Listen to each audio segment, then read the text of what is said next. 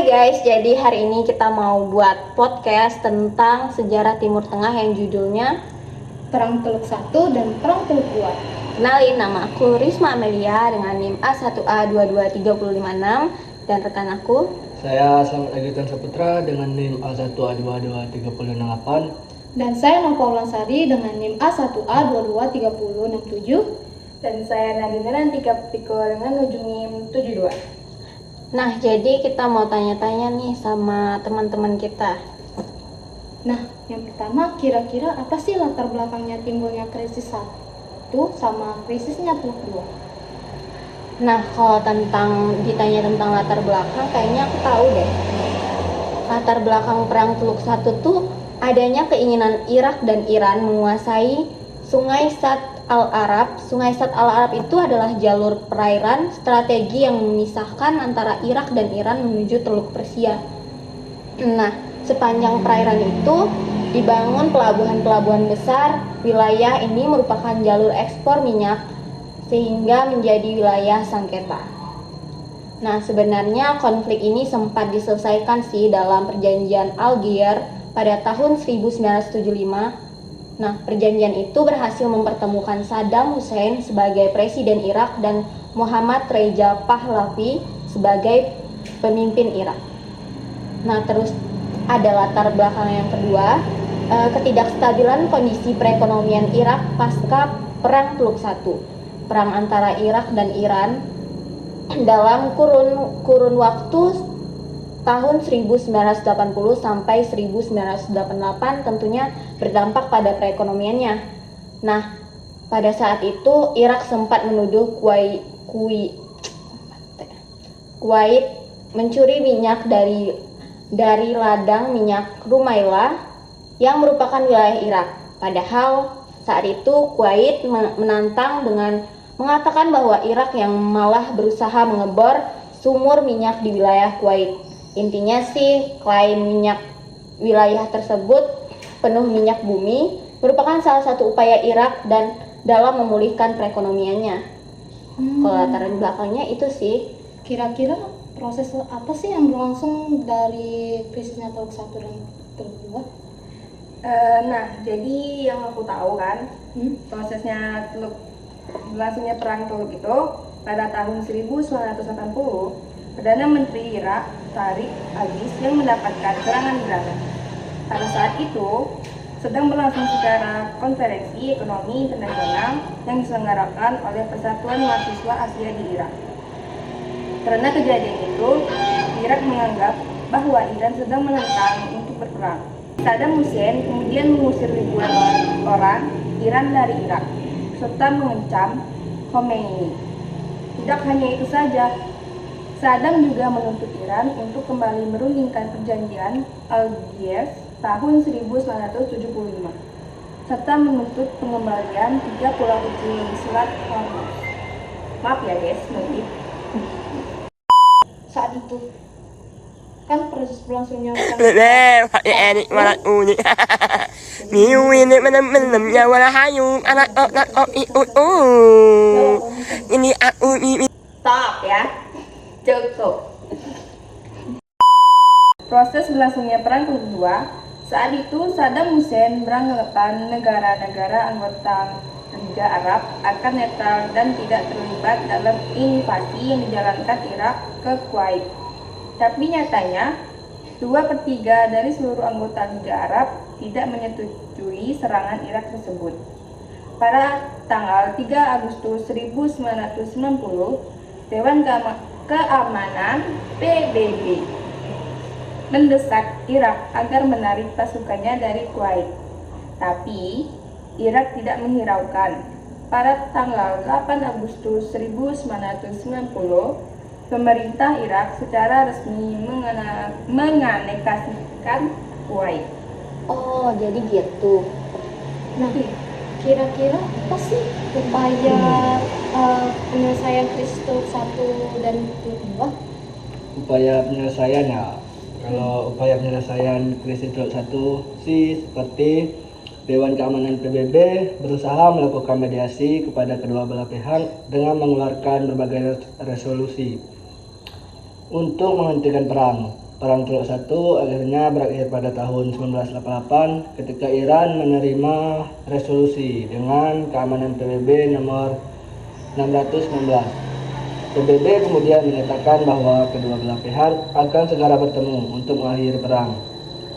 Secara prinsipil, kedua belah pihak telah melakukan kesepakatan damai pada bulan Agustus 1988. Sedangkan penyelesaian krisis Teluk II, PBB mengeluarkan beberapa instruksi. Instruksi PBB dituangkan ke dalam resolusi yang dikeluarkannya. Resolusi konflik yang dikeluarkan PBB di antaranya yaitu berisi tentang perintah agar Irak segera menarik mundur pasukannya, sanksi ekonomi kepada Irak, melindungi warga negara asing dari dampak yang timbul akibat invasi Irak terhadap Kuwait, pembentukan komite sanksi khusus untuk memantau embargo oleh negara-negara anggota, pemberian hak kepada komite sanksi nasional, kerjasamanya dengan Amerika Serikat, dan lain sebagainya. Hal itu menunjukkan adanya keseriusan PBB dalam mengupayakan terciptanya penyelesaian konflik Irak dan Kuwait. Oh, jadi gitu nih upaya yang dapat dilakukan nih. Ada 2 upaya ya. Nah, kira-kira dari semua itu dampaknya apa sih?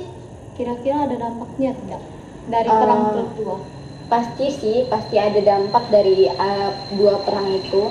Ada, kalau yang aku tahu sih ada 3 dampak dalam perang tersebut.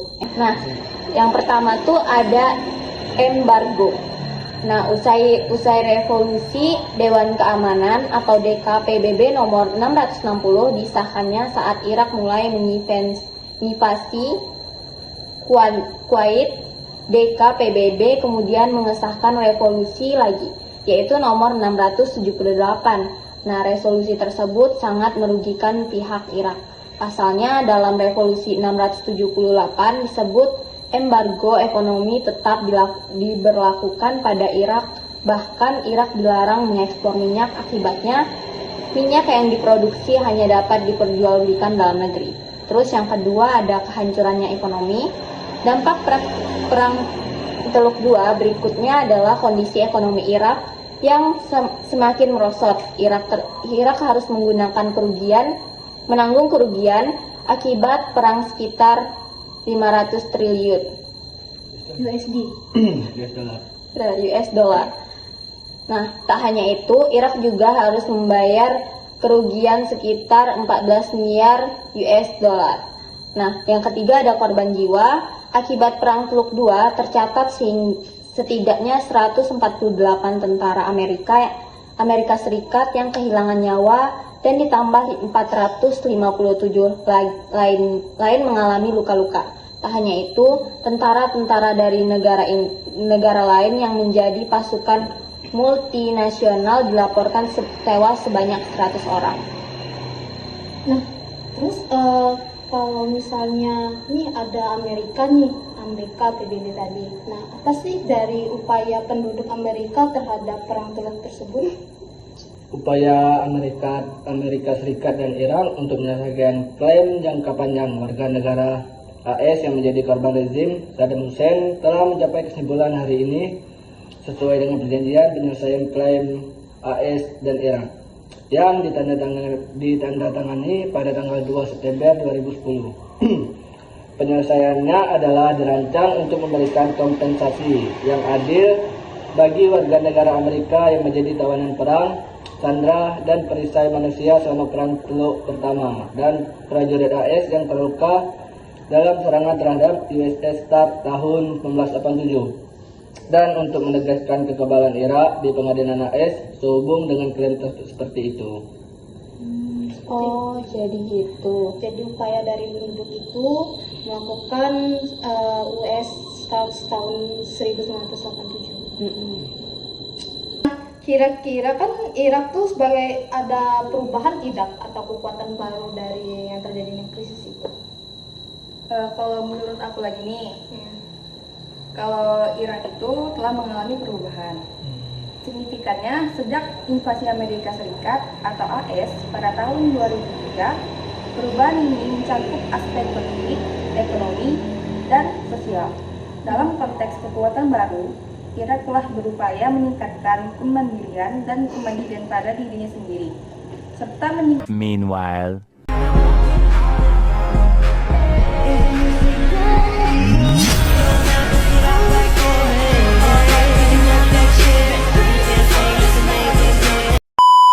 tingkat tinggi atau KTT, kerjasama dan kemitraan di Baghdad, yang dihadiri oleh negara-negara penting, regional, dan Perancis.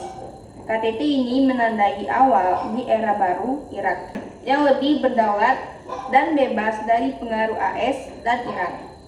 Presiden Irak, Barham Salih, dan Perdana Menteri Mustafa Al-Kadhimi telah berupaya meningkatkan keterlibatan Irak dalam proses politik regional dan meningkatkan kredibilitasnya di mata dunia Arab.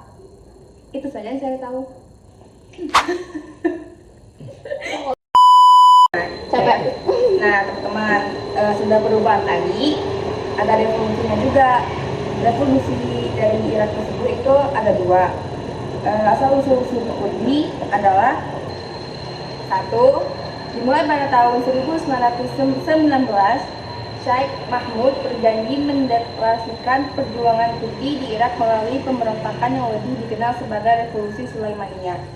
Penelitian menjelaskan tentang bagaimana pola-pola strategi gerakan etnonasionisme Kurdi di Irak pada masa kekuasaan Saddam Hussein hingga proses demokrasi masuk ke Irak atau periode 1979 sampai 2012.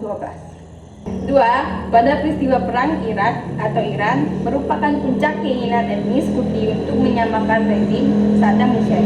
Karena pada peperangan ini, etnis Kurdi Irak, penelitian membahas tentang perjuangan panjang etnis Kurdi di Irak termasuk peristiwa perang Irak-Iran yang memunculkan keinginan etnis Kurdi untuk menghormati rezim Saddam Hussein. Itu yang saya tahu. Oh, berarti gitu revolusinya. Nah, dari revolusi Irak, asal-usul suku Kurdi tadi pasti ada cita-citanya nggak sih? Nah, kalau cita-citanya aku tahu. Nah, Apa sih, kalau Nok, cita-citanya? tuh yang telah berlangsung sejak abad ke-19 untuk memperjuangkan nasibnya dan mencapai kemerdekaannya. Awalnya mereka memiliki tujuan untuk membentuk negara yang mereka tuju, namun setelah beberapa peristiwa, tujuan ini berubah menjadi hanya ingin memiliki wilayah otonomi untuk mengatur diri sendiri. Nah, pada awalnya suku Kurdi berbeda dalam konflik yang rumit karena mereka belum memiliki kewarganegaraan dan beberapa dalam tahap perjuangan untuk merdeka. Tahap perjuangan untuk mereka namun setelah beberapa peristiwa seperti perpisahan massal pada tahun 1088 di Irak, kondisi mereka untuk mendapatkan daerah otonomi menjadi semakin sulit. Jadi gitu ya. Jadi gitu cita-citanya. Ya. Nah, Nop, dari cita-citanya tadi ada nggak sih kendala perjuangan suku Kurdi itu? Dan bagaimana sih hasilnya? Dari kendala tersebut adanya kendala dari mengalami pembunuhan massal seperti yang terjadinya Hal Jabah, Kurdistan, Irak pada tahun 1988 yang menggunakan senjata dan bahan kimia dan mengakibatkan korban sejumlah 4.000 jiwa. Kondisi ini membuat suku Kurdi menjadi salah satu penduduk asli daratan Mesopotamia yang menggunakan senjata dan bahan kimia dan mengakibatkan korban sejumlah 4.000 jiwa. Kondisi ini membuat suku Kurdi menjadi salah satu penduduk asli daratan dengan dampak dan perjuangannya yang sangat terkenal. Meskipun demikian, suku Kurdi terus berjuang untuk mendapatkan hak mereka. Mereka juga memiliki komunitas yang terbesar di beberapa negara seperti Turki, Iran, Irak, Suriah, dan beberapa negara lainnya di Eropa dan Amerika. Dalam beberapa tahun terakhir, suku Kurdi juga mengalami konflik dengan pemerintah Turki yang menyebabkan korban baik materi maupun nyawa. Konflik ini terjadi sepanjang kurun waktu 1984 hingga 2007 dan masih terus berlangsung hingga saat ini. Dalam sintesi, mencari cita-cita perjuangan suku Kurdi adalah tantangan perjuangan mereka untuk memperjuangkan nasibnya. dan mencapai kemerdekaan yang telah berlangsung sejak abad ke-19. Mereka telah mengalami beberapa peristiwa yang berat, termasuk pernikahan massal, dan masih terus berjuang untuk mendapatkan hak mereka di beberapa negara. Wah, berarti perjuangannya tuh sangat itu banget ya, sampai mengorbankan banyak jiwa. Jadi menuju untuk kemerdekaan itu dia susah banget gitu. Susah karena banyak konflik dari Irak. Jadi guys, dari sebuah perjuangan tuh kita belajar kemerdekaan itu susah guys. Ya.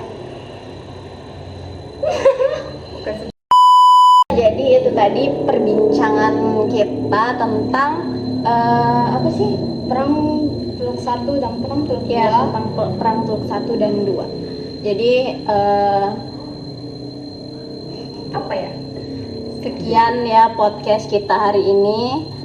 Semoga bermanfaat buat kalian yang nonton. Maaf nih kalau misalnya dari kita ngomongnya atau masih belibet-belibet, kita Dan masih so belajar. Kita memang so asik. Gini loh. A few moments later. Stay tune lah ya. Dah, sekian podcast kami hari ini. Terima kasih telah mendengarkan ya teman-teman. Jangan lupa Comment and subscribe nih. Kami dari kelompok berapa sih kita? 5. Kami dari kelompok 5 pamit undur diri. Terima kasih. Assalamualaikum warahmatullahi wabarakatuh. Bye. Bye.